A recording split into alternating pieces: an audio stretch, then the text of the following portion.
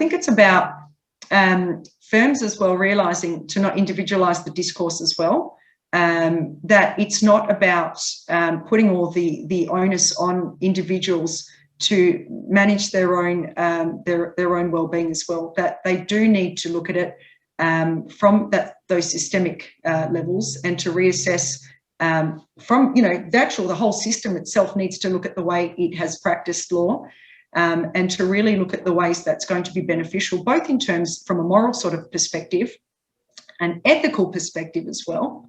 And that's really important as well from an ethical perspective. Some of the data from a lot of the surveys that have been conducted around Australia suggest that 80% of disciplinary matters have an underlying mental health condition at their core.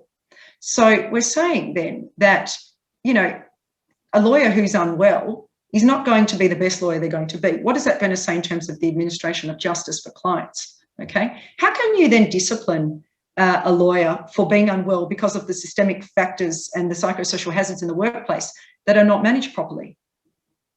And I just think, how ethical is that for us, that if we're disciplining them because of the way that the structure has been arranged without ensuring that the right safeguards are in place to protect psychological safety, I just think that is just so unethical in itself. So I think the competitive advantage is going to be when firms realise, and when you get, more chief executive partners really doing those deep dives into the way that the structure and the management and the system has been created, and really sort of reverse engineering it with that meaningful consultation with their employees. And we've seen, sorts of different organisations talk about where, they'll have little sort of check-ins and talk collectively at all different levels about, what changes, what are some of the technological changes, what are some of the stresses that they're experiencing, and these sorts of things as well, to try and really flesh out all of the different issues. And I think, once the decision makers, get wind of that, I think that is when you'll start seeing those high-performing workforces, which will give them that competitive advantage.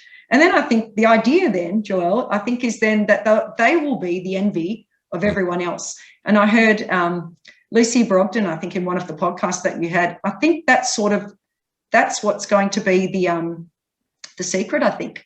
I think it's about, sort of using competition to leverage, that opportunity. So other firms will look at others and realise sort of, retention of staff, profitability, those sorts of things as well. And also being an employer of choice. And I've seen that very recently with, a particular firm that I've had a little bit of involvement with, that, all of these sorts of factors, the fact that they do, have regard for, for psychological health and safety, wellbeing, and ensure these safeguards are in place is what's going to create that performing team.